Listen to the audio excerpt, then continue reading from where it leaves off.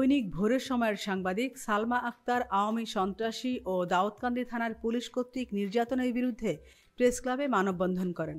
এতে সভাপতিত্ব করেন ভোরের সময়ের প্রধান সম্পাদক হাবিবুর রহমান। প্রধান অতিথি হিসেবে উপস্থিত ছিলেন বিএলডিপি এর চেয়ারম্যান সাবেক মন্ত্রী এম নাজিমউদ্দিন আল আজাদ।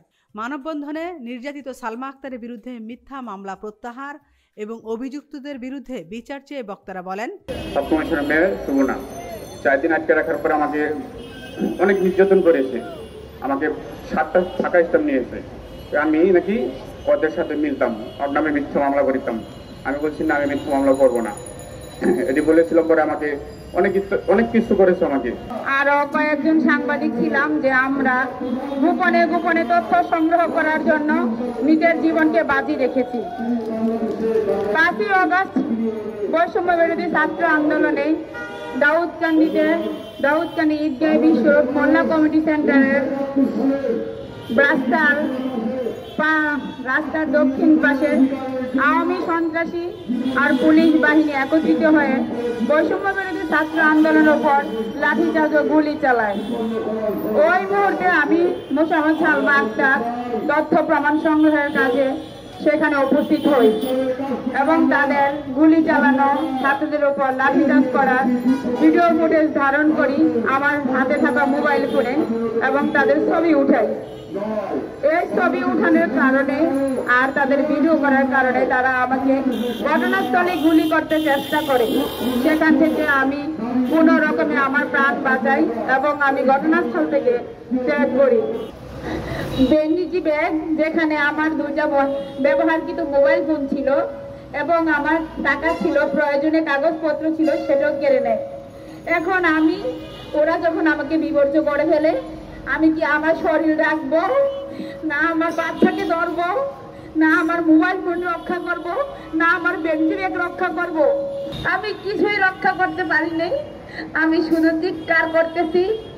ওরা আমাকে কামড়িয়ে কামড়িয়ে আমার মাথার চুলগুলো ছিঁড়তেছে এবং কেউ আমাকে লাঠি মারতেছে, কেউ আমাকে মাটিতে শোয়াইতে চেষ্টা করতেছে, কেউ আমার শরীরে লাঠি কিল ঘুষি মারতেছে।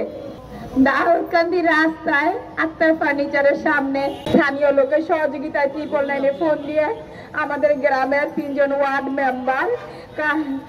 মেম্বারের মধ্যে Kadir member, Imran member, Nizam member, ওনারা থানায় আসে, সাথে আমার ভাই বাবা আসে। ওনারা এসে আমাকে পুলিশের সহযোগিতা সেখান থেকে উদ্ধার করে। আমি এখন পর্যন্ত দাউদকান্দিতে যাইতে পারি নাই। এখন পর্যন্ত আমি আমার বাচ্চাদের কাছ থেকে দূরে আছি।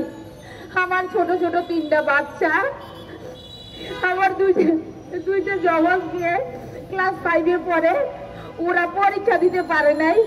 আমার ছোট অসুস্থ বাচ্চা তাহমিদ হাসান আম্মুর জন্য প্রতিদিন ফোন করে কান্না করে, কিন্তু আমি আমার বাড়িতে যেতে পারি না। পুলিশ কর্তৃক এই মিথ্যা মামলা বিচার চাচ্ছি আমরা করতে চাই। অবিলম্বে সালমার বিরুদ্ধে যে মিথ্যা মামলা দায়ের করা হয়েছে তার থেকে আবার তার কর্মস্থলে সুস্থভাবে কাজ করার ব্যবস্থা করে দেবে সরকার। সেই আশাবাদ ব্যক্ত করে আমি অবিলম্বে সালমার বিরুদ্ধে অভিযোগ প্রত্যাহার করার জন্য